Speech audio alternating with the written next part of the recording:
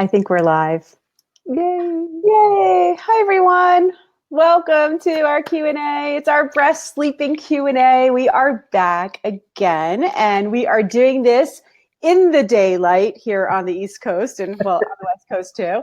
And so we decided to switch it up a little bit and do some daytime live streams, some daytime Q&As for all of you who are home and have a hard time staying awake to 9 p.m. Eastern. That would be me. That would be me. That's very selfish. What you're getting at. It's very selfish. It's very selfish. No, seriously though, we just feel like it would be great for us to do some live streams during the day for all of you who do have a hard time staying awake. And that means not just here in the US, but all over the world where we are constantly streaming in the middle of the night for all of you. So hopefully you are joining us today, and we would love to hear from you. In fact, from everyone. Everyone's jumping in. Let's give them a moment to jump in. I see Love to Dream here in the chat. Yay. Hi, guys. Hi. They are our partner, our sponsor today, an amazing prize that I'm going to go over with you in just a few minutes. Yes, that's your quiet time, Stephanie. Yeah, I hear you. I totally hear you. Me too. Me too. So I'm more awake, and I'm here with Rebecca Michi, once again, my partner in crime, my sleep guru to the, let's see, are you to the right of me or to the, you're to, it's backwards on here, you know? It's backwards. It's very confusing. Where are you? She is next to me. Okay. Welcome, Rebecca. Thank you for being back with us. You're welcome. It's always fun. Always fun. Always fun. I love spending time with Rebecca. Again, very selfish. We do these Q&As so we can sit and chat and laugh with each other and have fun. And actually in 2 weeks, Rebecca and I will be together live at the New York Baby Show. So if anybody's going to be in the New York, New Jersey area and can come in and see us, our live chat will be around, she just told me, 12:45 on both Saturday and Sunday at the New York Baby Show. So if you want to catch the breast sleeping Q&A live with us, you can give us some hugs and we can see you in person. We would love that. We would love that. I always love doing the live events where, you know, someone comes up and says, I'm always watching you. I'm on your live chats. And I ask them their name and then I recognize them because I know you guys by your names. You realize that, right? Like I know your names, which I'm not a great name person, but when it comes to this, that's how I know everybody. Mm-hmm. Right? Yeah. The best, getting those hugs. Anyway, we're excited. Hi, Elizabeth. Yes, we're very excited to see you too. So today, again, it is our breast sleeping Q&A. And again, we talked about this 2 weeks ago that we are going to start doing them twice a month. Very popular, very in demand, 1 million questions always coming in, and just 2 topics that just go together like chocolate and peanut butter, right? Sleeping. I don't like chocolate and peanut butter. Okay, never mind. I hope you like me. Me too. And I like chocolate. I'm just not keen on the peanut butter side. Gotcha. I gotcha. All right. Well, they go together, hand in hand, breastfeeding and sleeping, and sometimes not sleeping. And so the point is here that these questions really do cover so much of what moms really want to hear and want to know about and what they may be struggling with in those first few months and even years. And we know that. And so we love to do these Q&As together so that you can ask those questions. And sometimes the questions and the answers really do overlap. And we see that all the time. And today's no exception. The questions and the answers will overlap. And that's why I think it's really wonderful to have us both here to be able to answer those questions for you. Yeah? Okay. Wonderful. So everybody's jumped in now. And now I want to hear from everybody in the chat room. I want them to tell us where they're from. Where are they tuning in from today? How old is their baby and where are they on their mommy journey? Okay, where are you on your mommy journey and where are you in the world? All right, so you go ahead and post those right now. The prizes today will require you to be here in the chat live with us. And so I want you to be chatting away, posting your questions. I want you to like and love this post here. So make sure you do all of that. And in a few minutes, I will give you a word that you can post here to get all the information about our prizes and Rebecca and everything else that you need. Okay. There's also a link in the post today that will give you a link to actually jump in and join Rebecca and I and ask your question live. I love that. I mean, to see your faces and to be able to talk to you personally, that's my favorite. So if somebody wants to jump in and join us live for a question, if I see you show up here in the green room, that's what it's called, then I will bring you into the chat and you can ask your question live. And the first person to do that today is going to win. Tell them, Rebecca. They are going to win a 3-month membership to my member site, the Michi Sleep Academy. Fantastic. Fantastic. Yeah. So, I didn't even let Rebecca introduce herself because I'm so used to having you here now. And so is everybody else, right? So Rebecca, why don't you just tell them briefly, who you are and your academy. Mm-hmm. My name is Rebecca Michi. I am a Seattle-based children's sleep consultant and author working with families who have children under 6 years old. I am a gentle sleep consultant. I'm not advising families to leave their children to cry it out. I'm also realistic and quite honest. I wouldn't say brutally honest because I'm not brutal, but I'm honest. And so we're looking actually what's completely normal and what's not, setting up some realistic sleep expectations when working with families.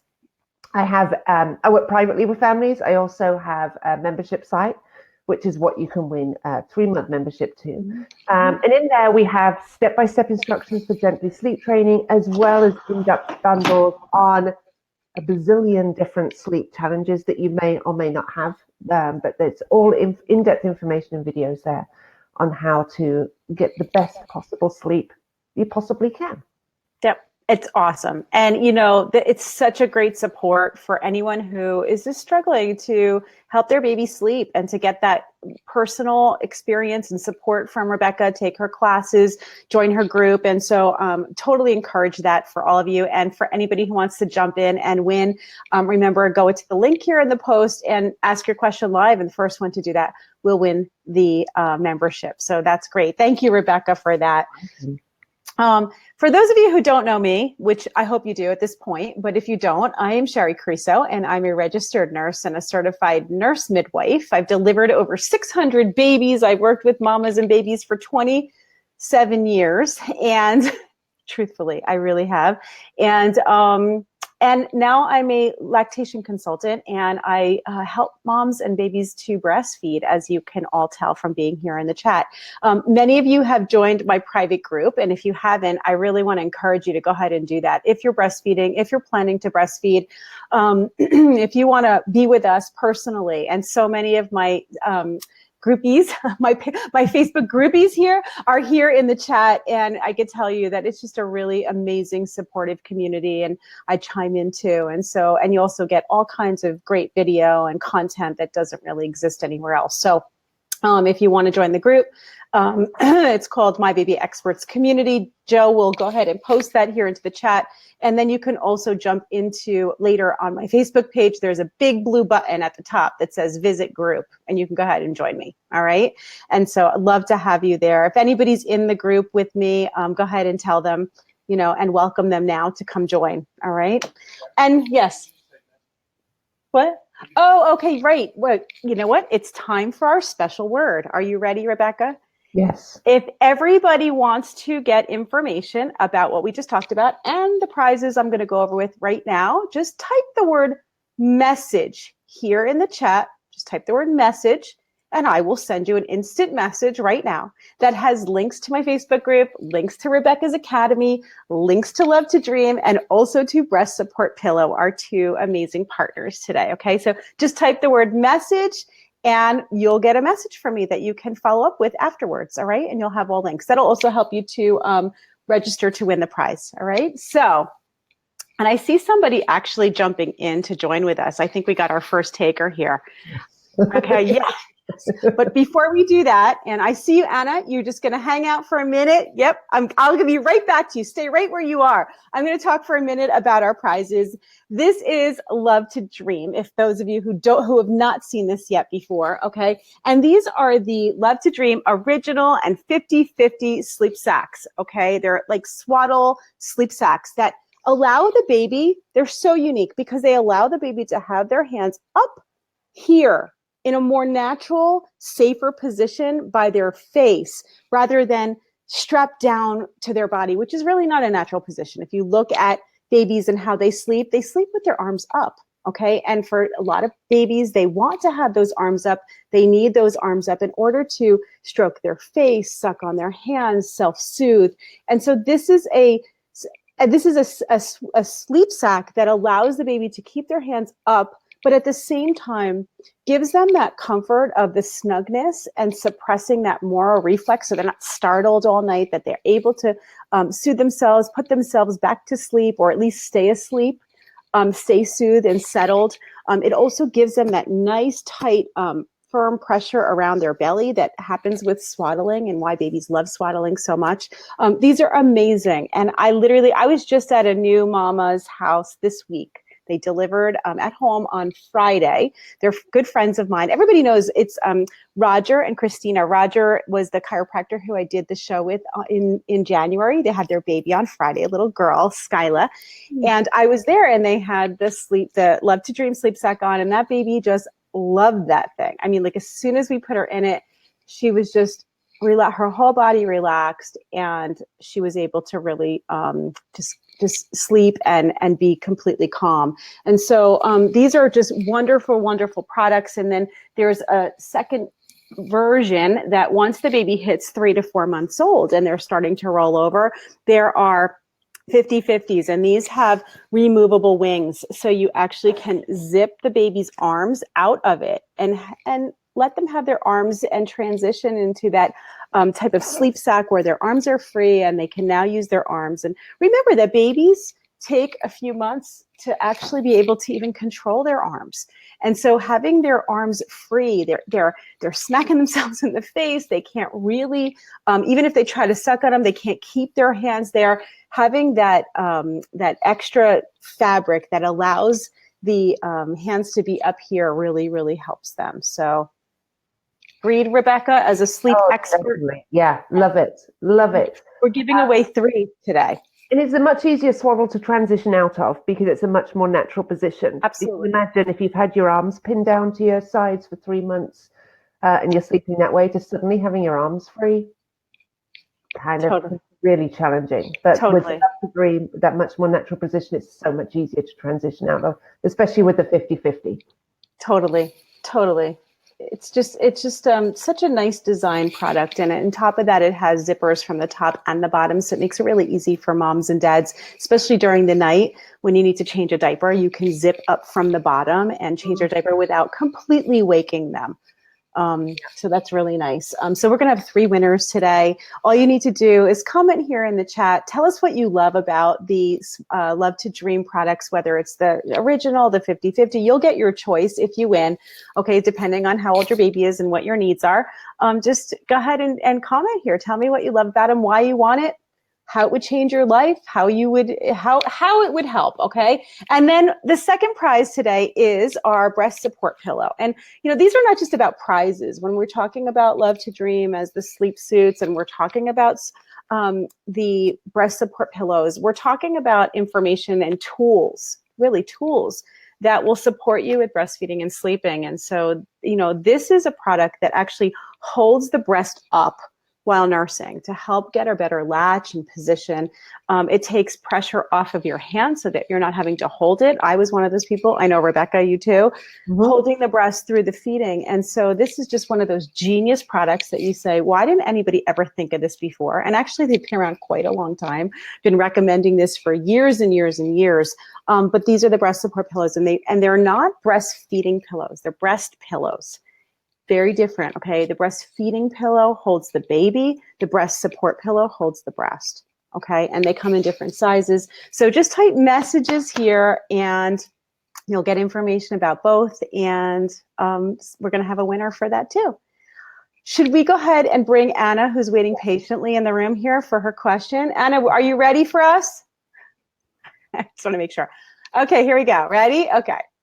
Anna's coming up. Hi, Anna.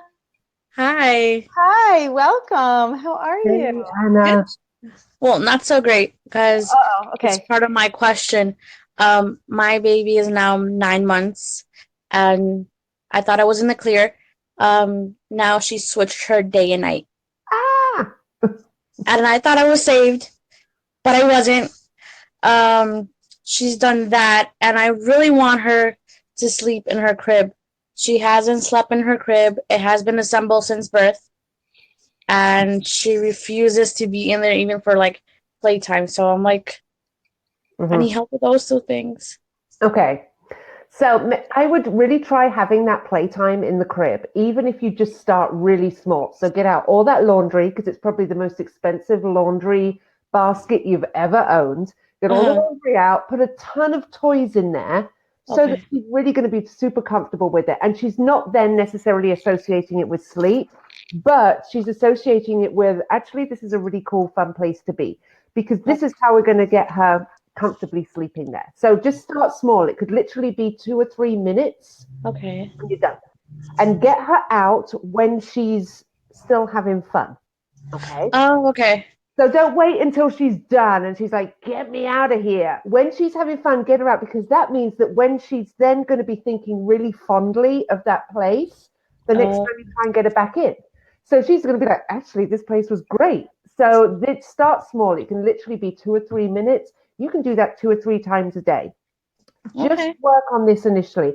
Don't even try and get her sleeping in there at all. Now, with the day and night being mixed up, so is she then sleeping lots during the day, maybe in your bed, and then she's up and hanging out and playing then, wanting to do that during the night? Yeah, basically, like, even if we go out, she's still sleeping in her stroller or car seat. She's sleeping during the day. And I try to wake her up, make her feel uncomfortable, take her out, let her see the light outside now. It's warm now here in New York. Finally, it's summer outside. No, I'm kidding. So I take her out to the park. I finally tried to put her in a swing. She refused that. She just was overly sleepy. And I'm like, no, like I want to enjoy these things during the day, not the nighttime when I'm sleepy. Yeah. And I have a 6-year-old too. So now she disbobulated our schedule, and I have a 6-year-old that goes to school very early. So it's very difficult now having a 9-month-old jumping off the walls, because now she's babbling, she's rolling, she's sitting up. She's not crawling yet, but she's confused in night and day. So okay. So rather than just try and keep her up for the entire day, just trying to sort of just swap everything around, you've got to go about it gradually and go about it slowly. So that may mean that you have to shift her sort of her nap times, her wake up time, and her night time, doing it sort of a little bit more gradual. You're really going to find help in the Sleep Academy. So now you've got a 3-month membership to the Sleep Academy. So this is going to be perfect, because you're going to get the support from looking at the different bundles and the sleep training if you need that. But also we have a private Facebook group, and you can post on there. I'll be able to answer a little more about how to help with your daytime routine, because it does depend on sort of what her daytime routine looks like at the minute. How we will need to shift that. But you're also going to get other members who are going to be answering as well, who've maybe had similar things. And that's always nice. I think whenever you're dealing with anything with sleep, it's always nice to have support from other people who are doing similar things, going through similar things. Because we always, when you're up at 3 a.m., you feel like you're the only person awake on the planet. And so it's always nice to have support from people who are like, oh yeah, that sucks. I know, that's really that really sucks. Maybe try this. So with that daytime, swapping from the daytime to the nighttime, I can't just say to you, oh, just quickly try this, because that's not going to work. It is looking at, okay, so when you get into the Facebook group, put information on what your actually sort of awake sleep times are looking like, and then I can reply to you then with some suggestions on how you can shift that over. That's awesome. To being more of a socially acceptable schedule. Yeah, and then I can be a human again. So yes, we all want to be human again. We all want to be human again. It's like mommy human. There's like Yeah. human and then there's mommy human. And I don't know if it ever really changes. Ask me this week with my teenagers. Do you have an academy for that, Rebecca? That's what I want. No, I'd be the first person to sign up for that. Yes, you and I, we're going to go figure that out together. Thank you, Anna. Thanks for jumping in. It was good to see you, sweetheart. And congratulations on winning, and I'll see you in the academy. Thank you. I really needed that. Okay. Bye. Bye. Bye. Bye. Okay, fantastic. Yay. If anybody else wants to jump in, it's so great to be able to answer questions face to face. That's what I love about this technology. If anybody else wants to jump in, please do. Okay. And you can just, if you're waiting there, I will see you. Okay. I am going to answer a question that actually was posted, not here on the post on my page, but actually was posted in my private group this past week. And one of the reasons why I'm going to answer it is it's been on my mind to answer this question. And I see that Leslie is here in the chat. So because she's here, I'm going to go ahead and answer it here. And that way everyone who's in the chat today can hear some of this answer. So Leslie asked the question, I need more help. I've done everything I can think of to increase my milk supply, and it's just not coming back. I started breastfeeding and had more than enough colostrum. When my milk came in, I was very engorged, and I was pumping about 150 milliliters or more, in addition to what my baby was eating. Okay, remember that's about 5 ounces. Now at almost 3 weeks, my breasts are always soft, and I never seem to have enough. After a full feed, about 10 to 15 minutes per breast, where I wait until he's unlatched himself and seems satisfied, about 10 minutes later, he's rooting again and inconsolable. So I give him another 30 to 90 milliliters, that means 1 ounce to 3 ounces of pumped milk, and he settles. If I pump immediately after a feed, I get about 10 to 40 milliliters, about, little, almost 1 ounce, sometimes a little more than 1 ounce. I'm eating oats, barley, nuts, and other whole grains at every meal, and drinking about 4 to 5 liters of water. I don't know what else I can do. Advice is appreciated. Okay. So this has just been a question on my mind, and I had posted back to Leslie in our group, giving her a link to my low milk supply course, which is included. When you go join the group, you'll get access to that. So, because it's like an hour and a half of information, and obviously more than I could answer here in our chat. But there was just so many aspects to this comment, to this question that needed to be addressed, that I thought we could address at least a little bit of it here today. And honestly, low milk supply is one of the biggest issues for breastfeeding moms. And when I say that, it's one of the biggest concerns. Let's put it that way. It's probably the biggest concern for breastfeeding moms. Although the majority of low milk supply issues are perceived issues. And reading this, it's a perfect example of how that perception can lead you to do things that actually cause the issue that you think you have. And so, Leslie, without knowing more, obviously, I'd love to hear more about the situation, but just reading exactly what you read, when you talk about how your baby's 3 weeks old, you're not feeling as full as you were in the beginning, that's normal. You're supposed to not feel so full. That engorgement phase doesn't last, and it's not supposed to. Your body's making, your body's making way more than your baby needs initially. And that's because when your baby's first born, those hormones kick in, it causes your milk to come in, and your body does not know how much milk to make. When your baby's born, what happens is your placenta delivers. And when the placenta delivers, there's a big shift in the hormones that causes your milk to come in 2 to 3 or 4 days later. It has really not much to do with how much your baby's eating. It's just a big shift. The progesterone drops quickly with the delivery of the placenta, and prolactin rises quickly, and milk supply comes in. And that's kind of a basic way of describing it. But because of that, your body doesn't know how many babies did you just have? How much do we need? We don't know. So it makes more than you actually need. And that's why a lot of moms will feel that we call engorgement, where there's just too much milk for the baby. You want to kind of get through that as fast as possible, because engorgement can cause issues like difficulty with latch. It could cause mastitis. It can cause, even fussiness in your baby, or even poor weight gain, which would be the opposite of what you would think, because you would think if there's too much milk, they're going to gain. But it could make the milk very watery and the baby's not getting the fat when there is less supply. All right. Just again, I'm making this very oversimplified, but trying to answer some of this. When your baby comes off the breast after 10 to 15 minutes and seems satisfied, probably because they are. And then wakes, you're saying wakes again in about 10 minutes later. Sometimes that could be that they're still hungry. And with a 3-week-old, it could be that they're still hungry. But very often what's happening is maybe you didn't get the burp out.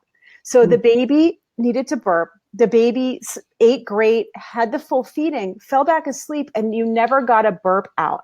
And 10 minutes later, that little air bubble that would have come out really easily had you just gotten that burp out right after the feeding, now travels into the intestine and it starts to feel uncomfortable. And how do babies soothe themselves? We just talked about that, right? They start rooting, they start smacking their lips. Sometimes that's hunger and sometimes that's discomfort and looking to soothe. So they'll go back to the breast, they'll suck, but they'll fall asleep. That's a good test. And what I would suggest to everyone is that if you take your baby off, the baby falls asleep, you burp the baby goes down, and 10 minutes later, they're hungry again, put them back to breast. They could still be hungry. They could be going through a growth spurt and they need to eat again. And it could be constant sometimes. But if they go back to the breast and they fall asleep, there's a good chance that it's not hunger. And at that point, giving the baby a bottle with pumped milk will actually interfere with your milk production, because once that initial milk comes in, now our bodies adjust to our milk supply based on demand. And so if the body doesn't know that you just pumped that milk another time and so you're feeding that baby extra, your body will not be in sync with your baby and its milk supply. So I feel like mainly you need to know, what is the norm? What is the norm? How much does a baby actually eat? What does it mean when they cry? What does it mean how is milk established? How much milk should you have? And all those questions, I feel like by having the accurate information, you will stop feeling like you're not making enough. And then pumping, bottle feeding, causing your body to do something that you thought it had already. So I feel like that's really important for you to, and she's saying she's sorry, the baby's up, she has to go, and she'll keep watching later. Come back to watch this, but please go watch that low milk supply webinar that I did. And for anybody else who's listening to this and saying, wow, that's me too. I definitely feel like my milk, I have a low milk supply. Although my baby pees enough and my baby's pooping enough and my baby's gaining weight, but the baby seems hungry all the time, and I think I have a low milk supply. For anyone who has that going through their mind right now, please join the group and go watch the low milk supply course, because so often it is just a perception issue. I think every mom feels that at some point, because we have no way really to gauge how much our child is getting. With a bottle, you can see exactly how much. And if your boobs feel exactly the same before a feed as they do after a feed, you have no way of knowing. And it's just, these are the things that kind of get to us as moms, regardless of how old our children are. If you think your child is hungry, whether they're 3 weeks old, 3 years old, or 13 years old, it's like, I need to give them food. I need to give them food. Well, it's like your instinct kicks in for survival. Yeah, totally. And this is protection. Our mothering instinct is we've got to give our kids food. And so if you think that they're not getting enough, you're just sort of looking for, okay, how can I fix this? How can I fix this? And when it comes to that low supply, where you think you may have low supply, it may not be an issue at all. And we're sort of, but it's our normal, it's nothing, it's our normal instinct, I think, to feel that way. Yes. I think probably every single breastfeeding mother has felt that way at least once. Yeah, absolutely. Absolutely. And I think that it's hard too, because we're taught and we're given instructions from experts, and bottles and formula and everything else is around us. So we are trained to quantify. Like we need to see how much is there. Okay. And that's how we think we're going to know it's enough. Well, how would you really know anyway? I mean, if you don't pump it out, if I was to say to a mom, here, go feed your baby at the breast, make sure they're getting 3 to 4 ounces each time. I mean, how would you ever know? So obviously, ounces is, I always say this, and I say it in my Simply Breastfeeding class, ounces is a bottle thing. Okay. Ounces is not how we determine, is your baby getting enough? And obviously the most important thing when you're breastfeeding is to make sure that your baby is being well nourished. That's the whole point of it. Not the only point, but one of the biggest survival points, okay, is that they're getting enough milk and that they're thriving and that they're gaining weight and they're going in the right direction. So nobody's minimizing that. But as far as ounces, it's really never going to tell you anyway, because the amount that they drink from feeding to feeding, from week to week, from day to day, it changes and it varies, and it changes and it's different from mom to mom. So to really give you a specific amount that they're supposed to be taking is inaccurate anyway. And if I said the baby needs 3 ounces, but the baby really needed 4, I could be recommending you to give too little. Versus someone else who I'm saying, 2 to 3 is fine. So it's really not an ounces thing. And I always joke about it because, our bodies are designed in a way that helps us to survive, right? That's survival of the fittest. We've evolved for hundreds of thousands of years in ways that help us to survive. And if there was a reason to know, or you needed to know how much the baby was getting, I promise you, we would have been born with a little gauge on the side of our breast. Totally. That says full and empty. Okay. But we aren't.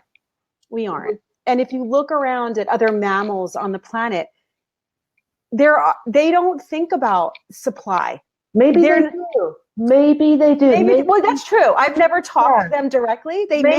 Maybe dog mamas are feeling the same thing. Oh my gosh, I've got this litter of 7 puppies. You know what? You're actually absolutely right. You're absolutely right, because it is probably the number one thing instinctually on their mind, which is, are they getting enough? Are they getting enough? But for animals, their first instinct when they're wondering, or if it's on their minds, are they getting enough, is to feed more, put the baby back on, make myself available. Yeah. Make myself available to the baby to be able to breastfeed. And I think for us as humans, we question and then say, I'm not enough.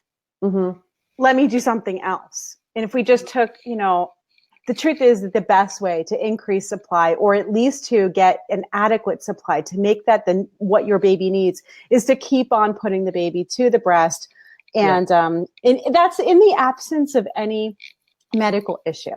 There are primary reasons for low milk supply. There are issues, there are hormonal issues, there are thyroid conditions, PCOS, and there's insufficient glandular tissue where someone could not have enough milk, breast tissue to make the milk. That is all there and possible. It's a small percentage. I want to say that.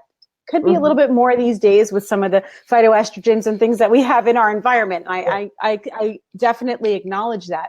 But it is a smaller issue in the big scope of the perception of low milk supply. And so, and then there's problems with babies too. There's issues with tongue ties and tethered oral tissues and things that can happen that can definitely have a true impact on your milk supply. So you want to be cautious, and you want to be also trusting of your body. 2 things. You trust your body and you're aware at the same time. And what I always say to the mamas that I work with is that breastfeeding, or feeding anyway, is not just about food. It is also a lot about comfort. So if your child seems to be rooting around, it doesn't necessarily mean that they're hungry, 10, 15 minutes after they just fed. It certainly could be. But it could be that they're looking for comfort because maybe that bubble has gone down into their tummy, and they didn't get that burp up, and now they're just feeling uncomfortable. And what does your child do when they're feeling uncomfortable? They look to to you to help them with that, and oftentimes that's feed as well. Totally. Feeding isn't just about food. I'm often saying that to moms, that if you think that your child is hungry, chances are they're hungry, but they may just be looking for comfort, and offer them that comfort when they need comfort. We don't want to ignore them when they're looking for comfort. Absolutely. Absolutely. And they need that. Breastfeeding, like you said, it's more than just food.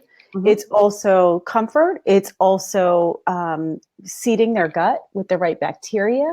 So for all kinds of, just setting them up for a lifetime of health, both physically and emotionally. And so there are all kinds of aspects, so that skin to skin contact. Remember, when you breastfeed, your baby is skin to skin with you. That's by design. Okay, that's by design. So it's kind of like and I say that too, if you're exclusively pumping, if you are formula feeding mom, if you're a combination feeder, whatever that is that you're going to do that combination for yourself, I still encourage you to hold your baby skin to skin while you're feeding the bottle. So if you're pumping, and it can't be done all the time, but when you are with your baby and you can feed with the bottle, and if you're pumping, still hold your baby and create that eye contact with the baby, hold the baby skin to skin, and do as much at the breast with the bottle as possible, because all those things that Rebecca just talked about, as well as the things like microbiome and things that we just know now that are so important for their development and for their health, you can still do that with the bottle. So I encourage that. All right, great. That was great. I've been wanting to talk about that and talk to Leslie, and hopefully she'll come back and watch this. Let's get some hearts going across the screen right now. We are so happy to be with all of you guys, and you have all just left some amazing questions here, and love being able to chat and talk about this important topic with all of you. You're amazing. So let's get some hearts going across the screen. And yes, thank you. Okay, fantastic. All right, let's do a sleep question for you, Rebecca. You ready? Yep. All right. So, Kimberly, and I know she's here in the chat. Okay, so we're going to answer Kimberly's question. Kimberly said, when I quit breastfeeding my 2-year-old, she started looking to daddy to get her to sleep. He spends most nights on the carpet in her room because she knows when he starts to get up. She's now over 2.5 years old and still relies on him. I feel terrible for my sleep-deprived husband. I'm going to have another baby soon, and I don't want to co-sleep due to nursing the newborn in my bed. Any suggestions? Yes, I do have loads of suggestions. This is actually something that is really, really common. Oftentimes when I hear from families who have children who are over 2, it's for this exact same reason. And it generally does start with something happening. And that could be stopping breastfeeding, that could be moving them from a crib to a bed, moving them to their own room. Something sort of kind of happens, illness, whatever. And then sleep really changes and we don't actually get back. So whereas a child may have been getting themselves to sleep super easily, or maybe that was happening with breastfeeding, now with then sort of that has been replaced with something. And that is where somebody's needing to be in with your child and they are then waking up. As humans wake, we all wake between 2 and 6 times a night. So then as they wake during the night and they see that that parent is no longer there, that's what they needed to get to sleep. That's what they feel that they need in order to get back to sleep. And so they'll come and look for you. And so what's happening is your husband, he's sleeping on the carpet, on the floor, bless him. And so she looks over, she sees he's there. Great, she can go back to sleep and she sleeps great. When he moves and he's no longer there and he's sleeping comfortably in bed, she wakes up, which is normal, looks over, he's not there. Okay, I need to go get him. And that's just sort of the easiest thing to do is for her to come into your room. And she knows, it's easy for him just to sleep in there. Everybody gets the best sleep. Mm-hmm. So let's just go super slow. There's very rarely that I'm sort of, let's rip the Band-Aid off, especially with this age group. We're dealing with 2-year-olds. 2-year-olds are highly opinionated little human beings. They do not like to have that Band-Aid ripped off. Remember, she has no issues with sleep whatsoever. She is not the one who is here asking this question, saying, how do I get my dad out of my room? She's got no issue with it. None at all. She did not suggest that you pose this question.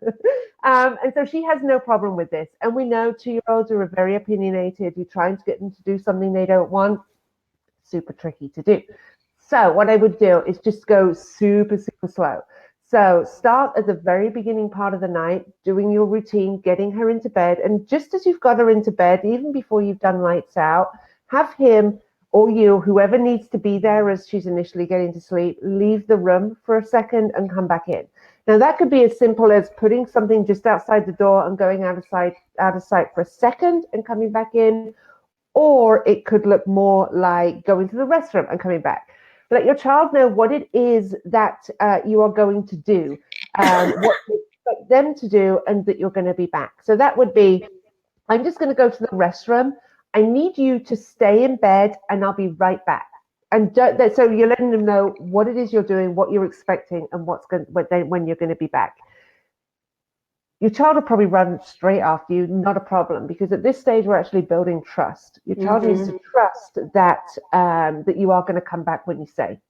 So we're building trust. If they run after you, when they're outside of the room and you're in the restroom, don't say anything. Don't don't converse. When you've come back into the room with them, don't pick them up, walk them back into the room with you.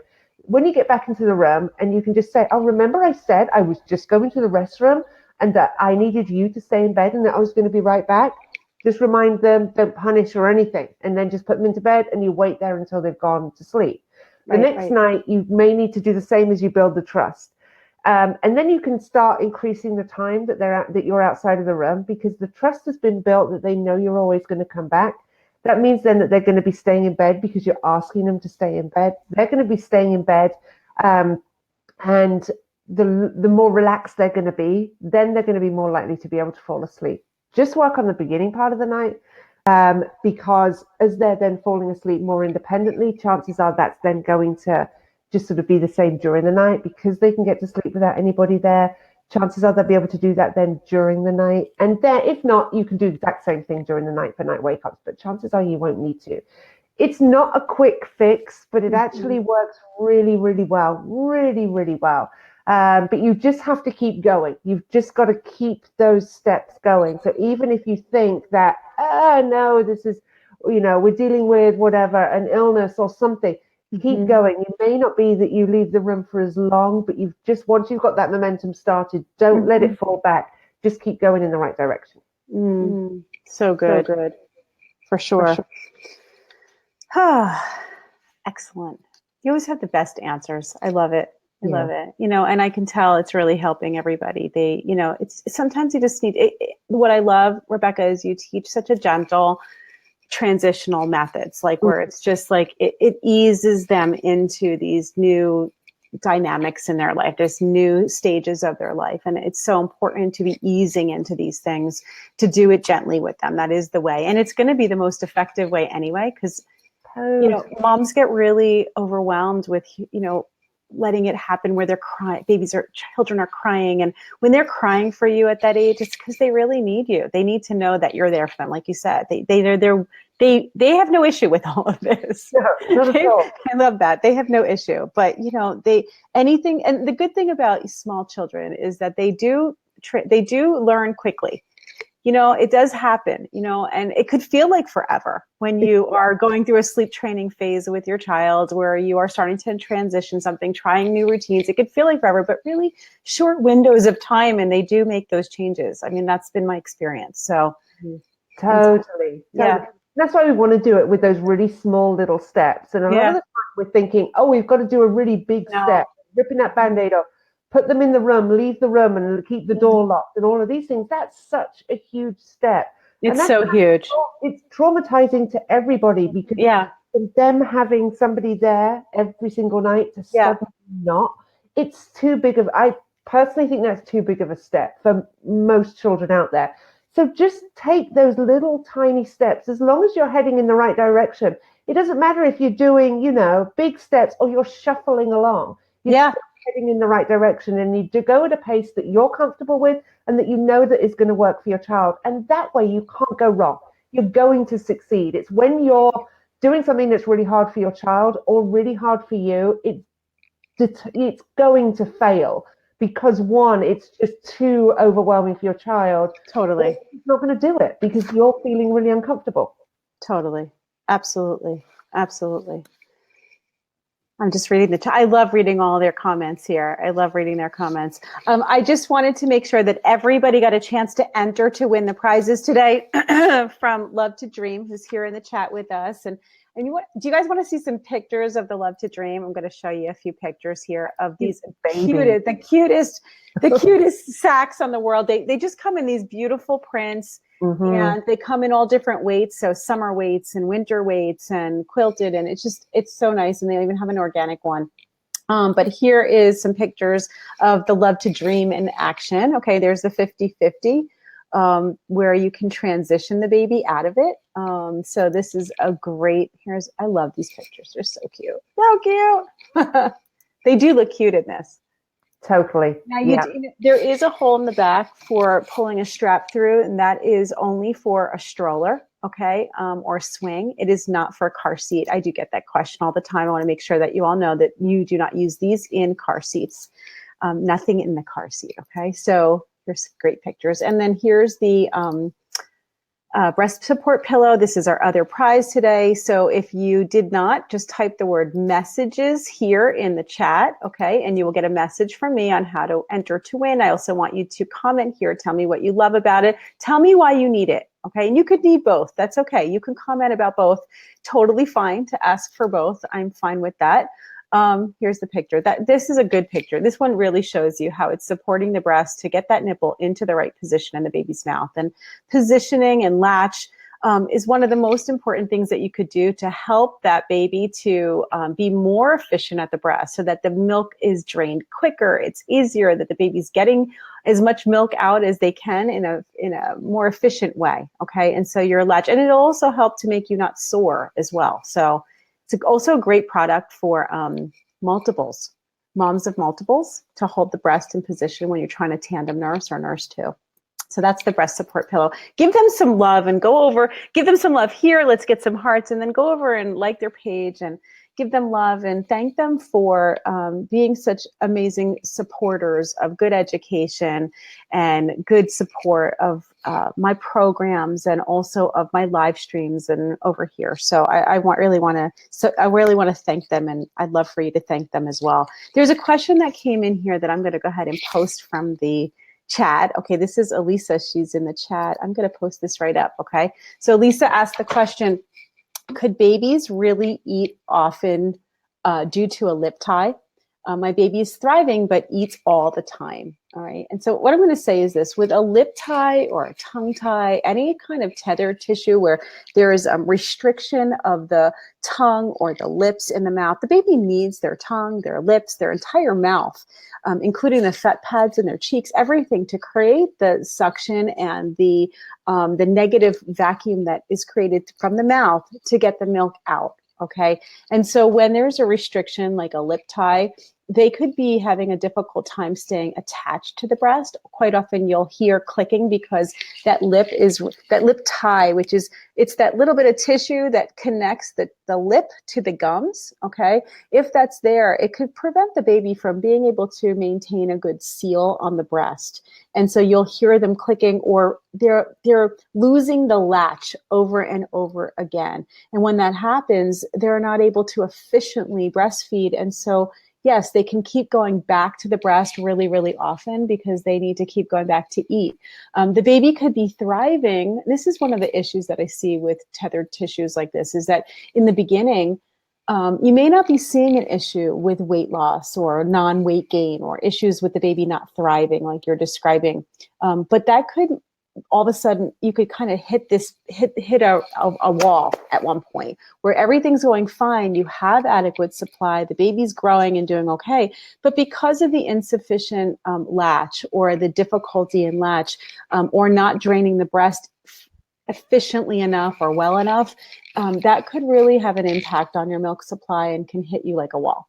So I really do encourage that you are working with a lactation consultant, an IBCLC that is familiar and experienced with lip and tongue ties, that you're getting the proper referrals, and that you're not just ignoring an issue because the baby's gaining weight. Lip and tongue ties can cause other issues, not just poor weight gain, but they can have difficulty in eating foods later. They can have difficulty with their speech later.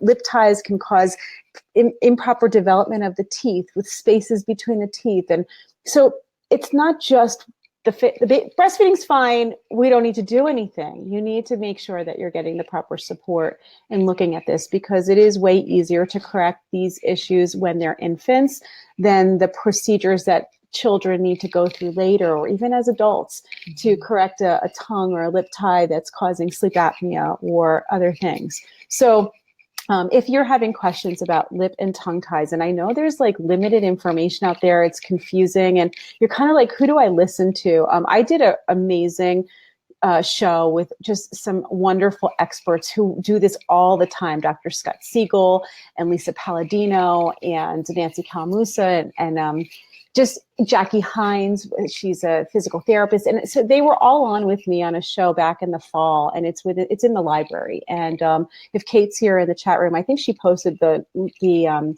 numbers last time. If you could post the numbers to the show with Scott and also the show with the whole panel. If anybody's interested in watching, you just have to join my private group and join the membership, and then it's all free. You could just go in and watch any of the past episodes, and that's a really good one. It's a really, really good one. I had a mama this week. She's actually in our group. She's been working with me privately here. So she's coming for personal lactation consulting here with me in New Jersey, and baby has a tongue tie, lip tie, and she went to Dr. Siegel for a release 2 weeks ago. She's now working with Jackie. She's working with me, and she's working through it. And it's not an easy process. I'll tell you, it's not been easy. I'm so proud of her because she is so committed to making this work. This is her third baby, and she texted me the other day and just said, things are actually getting better. Like, it feels better. I feel like I'm actually on the right path. And I was just so happy for her because she didn't give up. And I really know she really wants to breastfeed, and she's just getting the right support. And it isn't an overnight process quite often. Sometimes it can be as easy as a simple release, and very often it's not. So I just encourage you to make sure you're getting the right information, So there you go. Thanks for the question, Elisa. Yay. Yay, let's get some hearts. Let's get some hearts for everybody here in the chat. Everybody who's thank you, Kate. I see she's posting it all up for me. Thank you. And make sure, remember, if you're looking for these, if you join the private group, my baby experts community, within the files of my community, within the files section, there are indexes to all of the information, whether they're the classes or the webinars or the old episodes. There's 100 and how many? 135 episodes of the show and all the Q&As that we've done. And so you can go ahead and watch all of that, not on one day, but you can sift through and see what it is that you're looking for. And if there's a important topic, chances are I have covered it at some point in the last 8 years that I've been doing this online. So do we have time for one more question here? Yeah, I think we do. Okay, let's see. See. Okay, this came in. This is for you, Rebecca. Okay. I don't know if I'm saying her name right. Gari said, any advice? I have a 10-month-old. I breastfeed. Will not fall asleep without the booby. Now refuses the dummy pacifier. And if we try, he scratches and pulls and gets very upset. How do we transition from feeding to sleep to being able to put him down half awake to settle himself to sleep eventually? Don't want to use the cry it out method. Thank you. Okay, great question. And I'm sure that lots of people have very similar questions. So we wanted to be teaching those skills so the child can get themselves to sleep and they don't need to either be nursed or rocked or whatever that is. And so these skills are learned skills. First off, always, whether I'm working privately with families, whether they're in the sleep academy, I always suggest you get started working on your routines first, because this is going to be the best base. It's the foundation for getting started with sleep training. You can even get much, much better sleep by just working on those daytime routines. So that's looking at times that they're going down for a nap during the day, getting them nice and relaxed and unwound before that nap, as well as doing that for the nighttime. You can go onto my website, childrensleepconsultant.com, and on there I have a free course, 10 Days to Better Naps. Even though that's mainly looking at naps, that's going to give you kind of everything that you need to be getting started. It's got daytime routines, it's got the nap time routines. We don't have a huge amount on nighttime routines there, but honestly, working with these things is really going to help. So start by doing that. Then, if you need to get started with some gentle sleep training, your foundation is in place. You've got the best start you possibly can.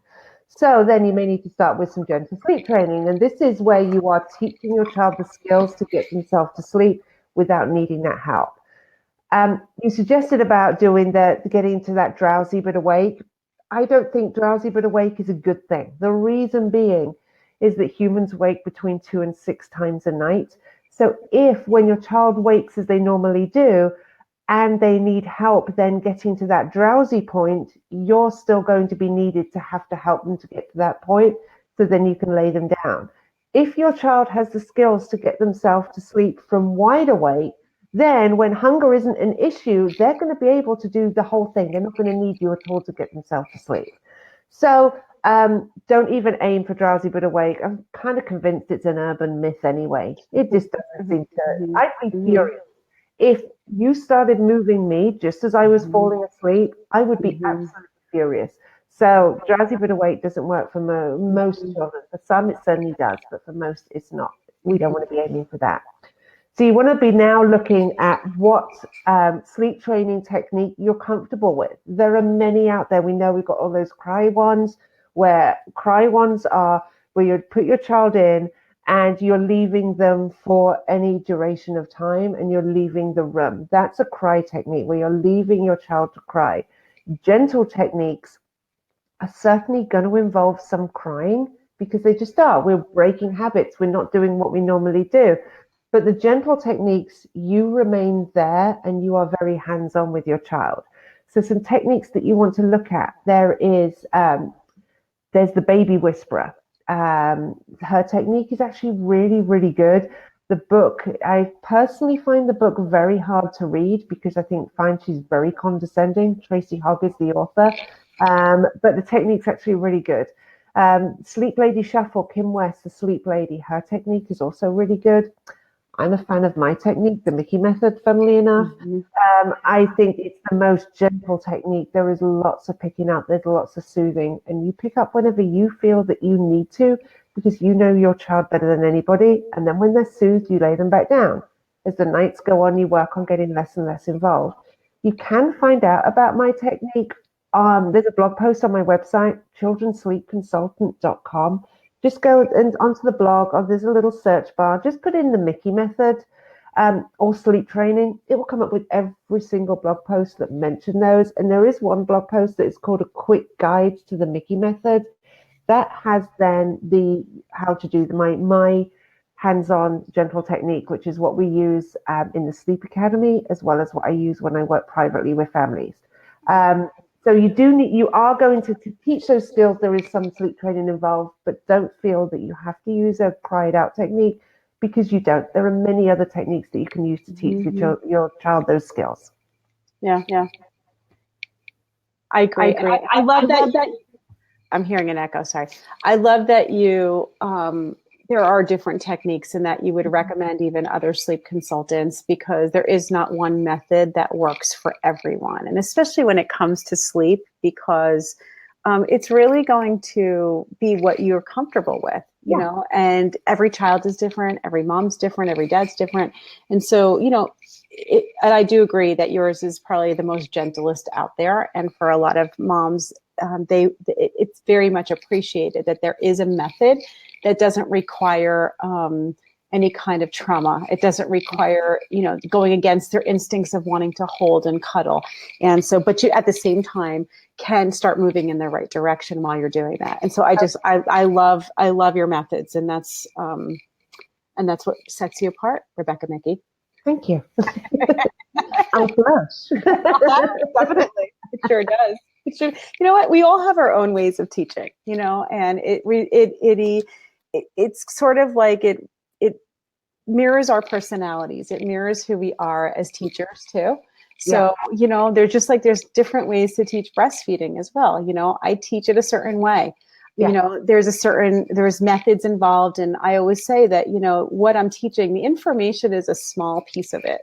The facts, the information, how much does a baby eat? How does milk supply come in? These are all pretty standard, and everybody's going to teach the same thing.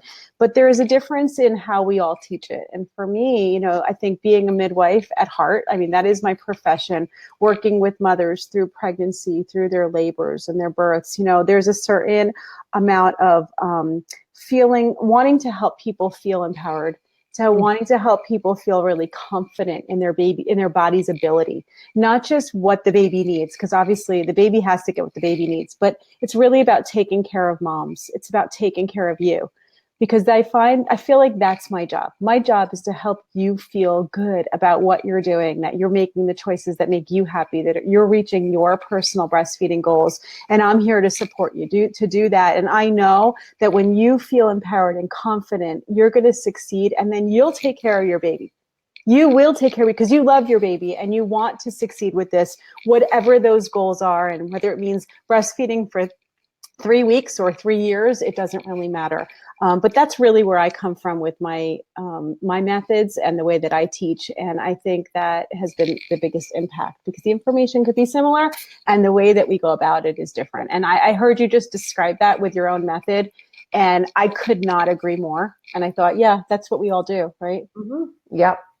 Yep. That's why it's really important to find your teacher. Find your teacher, connect with someone, whether that's me or Rebecca or someone else that you find that you're like, okay, this is really who I connect with. I trust this person. Because with so much conflicting information out there, and now the internet, there's just more of it. There's just more of it, right? Mm-hmm. It's so important to find someone that you trust, that you can keep turning back to, and that will reflect your own instincts as a mom. That will support you to trust yourself. And I think that's the best thing a teacher can do for you, is give you the good information, help you to trust and have confidence in yourself. Mm-hmm. And then you don't need to Google whatever it is that you're looking for, because you've got your trusted source and you just go directly to them and you don't even Google, because that's when it just gets overwhelming, is you Google, totally, is my baby getting enough milk? Or how do I get my baby to sleep through the night? Millions and millions and millions of pages. Yeah. They probably all contradict each other, and you just start off even more confused than when it's just crazy. If you can, then you've got your trusted sources, just go direct to them. You already trust them. You're already here. You already trust Shari. Mm-hmm. So if you've got then an issue with breastfeeding, go directly onto our member page, because that's where you're going to get everything that you need. You trust me, you like a teaching style, go for it. Don't Google anything. You don't need to Google it anymore, because you've got your trusted source. Yeah. I find that it's really hard when I have a new mom who's watching my Simply Breastfeeding program, because they'll ask me, like, how do you prepare for breastfeeding? Go watch the class, start there. I have in the class, I'm helping you to, identify your own personal goals. That's how we start. And it's really important. And then from there, there's information and there's confidence building, and there's like just the normalness of breast milk and breastfeeding, so that you can really start to trust your body. But where I found that students of mine have really gotten off base with it is where they watch the class and then they do go Google. Or they read 15 other books, or they consult with every single nurse who walks in the hospital to ask their opinion. And now they've been left with 50 or 60 different methods, and they're trying to combine them together, or they're trying to combine the information and it conflicts with itself. And it's like, it just doesn't make any sense. I find that moms do better when they stick to, if they're going to work with me or learn from me, when they stick to my method, when they watch my class, when they join the group, when they become part of these live streams and ask their questions and get even support from my other students, like they are here, where it's another mom who's learned with me. And so we're kind of all on the same page. Mm-hmm. I find that you really are getting the best start. You're getting the best advice, and it really sets you up for less confusion and more success. And so I encourage you to do that. Try to not do too much. Pick one and stick with it, and that's why it's so important to that one that you're going to pick that you trust. Yeah, definitely. Rebecca, it is 2:04 here on the East Coast. We have 4 here. You know what it is? It's daytime. I'm choking here. It's daytime, so now I'm not as tired. I could talk all day. That's it. You're just going to keep going and going and going. Hey, listen, if I did my hair and put on some makeup, maybe we should just talk all afternoon. What do you think? No, because I did my hair and my makeup, I'm filming all day. That's what I'm doing. You're right. Hey, Joe, let's film. Get some classes in mind right now. So I just wanted to thank everyone for joining us, and especially to Love to Dream and Breast Support Pillow. I see jumped in here. Hi, Anita. And just make sure you give them some love if you want to win the prizes today. Make sure that you have commented here telling us what you love about. Sorry, see, I'm ready to be done talking. Yeah. What you love about all these amazing products from Love to Dream and also from Breast Support Pillow. And please go join our groups today so we can spend more time with you. We will be back in 2 weeks. We actually are doing a lot. We actually are doing our Q&A right before New York Baby, right? So we'll be back 2 weeks from today on Wednesday to do our regular Q&A, and then we'll be at the New York Baby Show together that weekend. So if you're there, go get some tickets and join us. We'd love some hugs. So Definitely. love some hugs. All right. Goodbye, everybody. Have a wonderful rest of your day, and we will see you soon. Thanks, Rebecca. Bye. Bye. Bye.